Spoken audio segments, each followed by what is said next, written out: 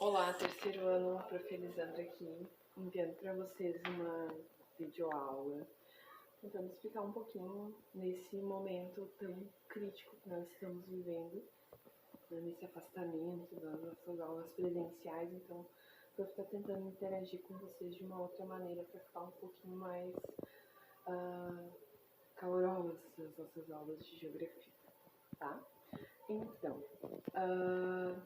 pessoal, nós vamos falar um pouquinho sobre regionalizar, né? O que significa regionalizar? O ato de regionalizar significa reunir características muito semelhantes de uma determinada parte, né? De um conjunto, né? De características comuns. Então, regionalizar é reunir, né, essas características semelhantes, com a finalidade de facilitar o entendimento de um determinado assunto ou de um determinado país, como é o nosso caso aqui, falando sobre o Brasil. A regionalização do Brasil, ela foi consolidada em 1988, após uma série de mudanças, né?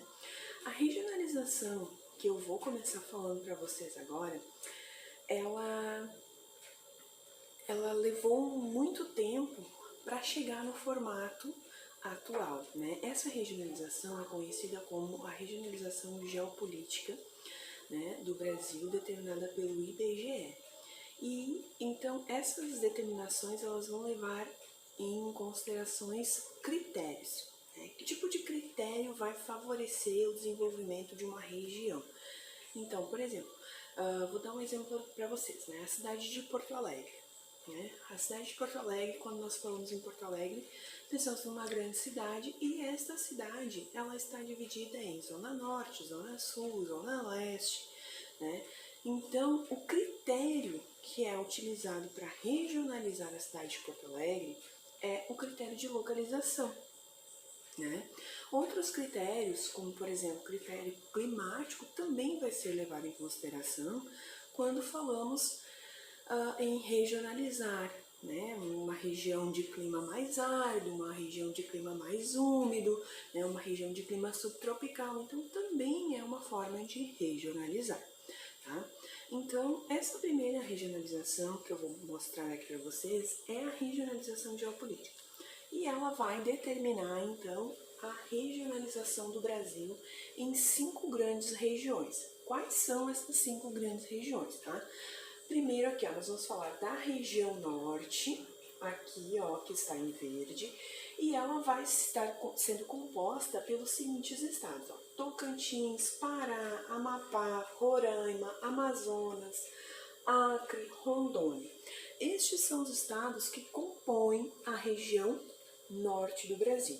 Algumas características específicas da região norte. A região norte ela vai apresentar, por exemplo, a floresta amazônica, é uma região de chuvas constantes, né? Ela tem uma baixa população, né? A concentração populacional não é tão intensa na região norte do Brasil.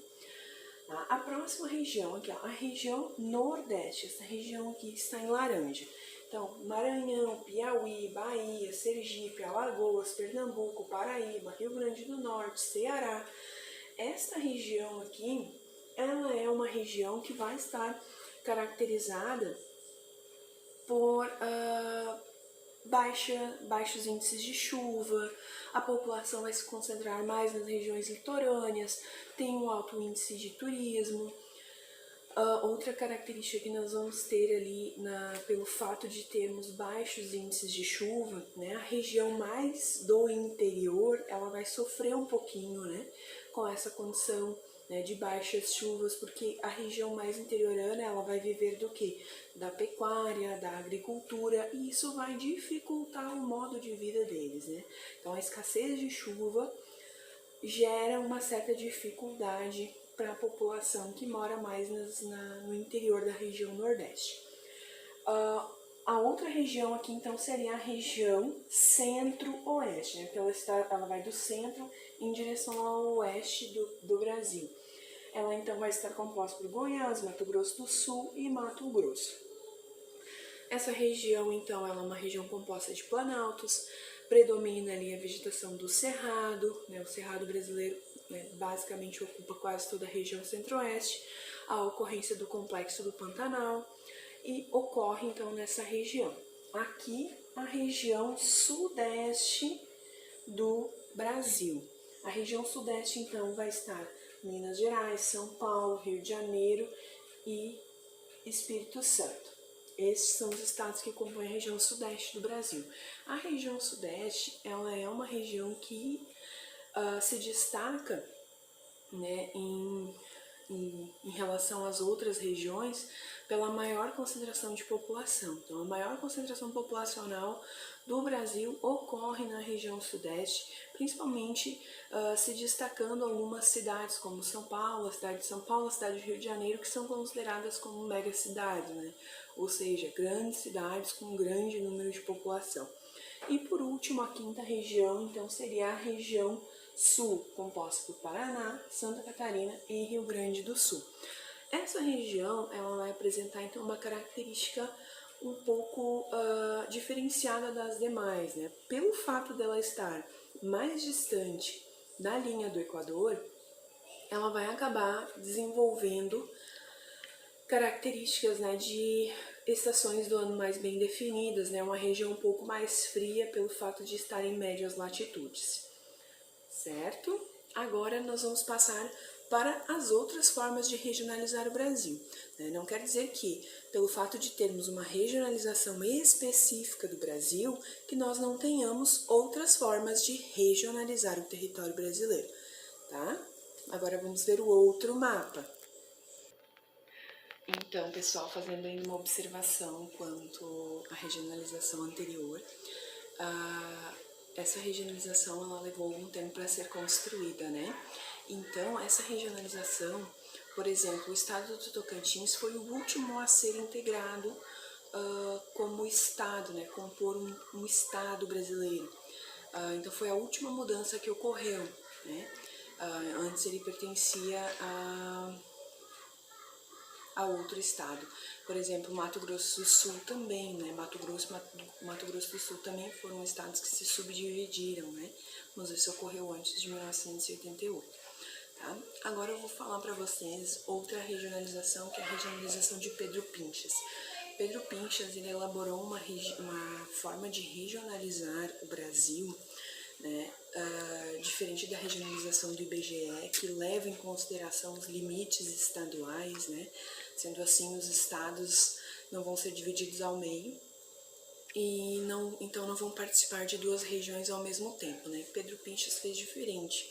Pedro Pinchas, ele dividiu estados ao meio e às vezes um estado participa de duas regiões, né? A regionalização de Pedro Pinchas, ela vai levar em consideração os complexos geoeconômicos, né? O que significam complexos geoeconômicos? Então, é de acordo com o desenvolvimento econômico de cada sub-região. Tá? Pedro Pinchas, ele idealizou essa regionalização em 1967 e ele vai, então, dividir o Brasil da seguinte forma, regionalizar o Brasil da seguinte forma, né? Então, aqui, ó, a região verde é a região amazônica, né? Notem aqui, ó, que o estado do Tocantins, ele está presente tanto na região amazônica como na região centro-sul, né? Então, essa característica da regionalização do Pedro Pinchas. Aqui, a região nordeste, né, também ele vai fazer essa mesma questão aqui, né, um pedacinho da Bahia, pega aqui na região centro-sul, e aqui a região, então, centro-sul também, né, uma outra sub-região. Os complexos regionais, então, complexos regionais geoeconômicos, de acordo com Pedro Pinchas, ele leva em consideração o desenvolvimento econômico, então, de cada região. Tá? Agora vamos para a região, para a subdivisão de acordo com Milton Santos. Milton Santos foi um grande geógrafo brasileiro, que vai dividir o território brasileiro nos chamados 4 Brasis. Milton Santos ele leva em consideração, então, o meio técnico-científico, né, e informacional para dividir o Brasil dessa maneira como ele regionalizou. Então, vamos ver o mapa agora. Então, pessoal, aqui é a última regionalização, mas não a menos importante, né, da regionalização do território brasileiro, né, que ela vai levar em consideração, então, as características como o meio técnico, científico, informacional, né, então é o desenvolvimento técnico, as tecnologias envolvidas em cada região, né, as informações, né, a concentração de desenvolvimento técnico-científico. Tá? Então, Milton Santos ele desenvolve essa regionalização, né, em 1999 e ele vai apresentar, né, para o mundo em 2000, no ano de 2000, né, até mesmo pelo desenvolvimento das tecnologias, né? Nos anos 2000 aí os sistemas tecnológicos eles vêm avançando de maneira muito rápida pelo mundo, né? Levando em consideração que até o ano de 1970 a internet ela era restrita, né, apenas para um grupo da população mundial.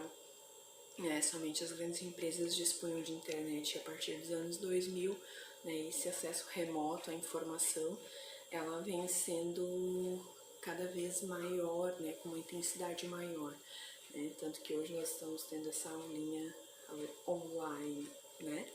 Então, Milton Santos ele vai dividir o Brasil da seguinte forma, né, o mapa ele leva o nome de 4 Brasis, né, porque ele regionaliza de 4 maneiras, né, com 4 grupos. Então, o primeiro aqui, né, essa parte em verde, ele vai se chamar de Amazônia, né, essa parte aqui de centro-oeste, essa amarelinha aqui de centro-oeste, aqui de nordeste, e por último, aqui a vermelha, ó, que aí ela vai juntar as regiões, né? Ela reúne a região sudeste e a região sul, né? E aí a união dessas duas regiões ele vai chamar de região concentrada. Por que essa região ela se diferencia?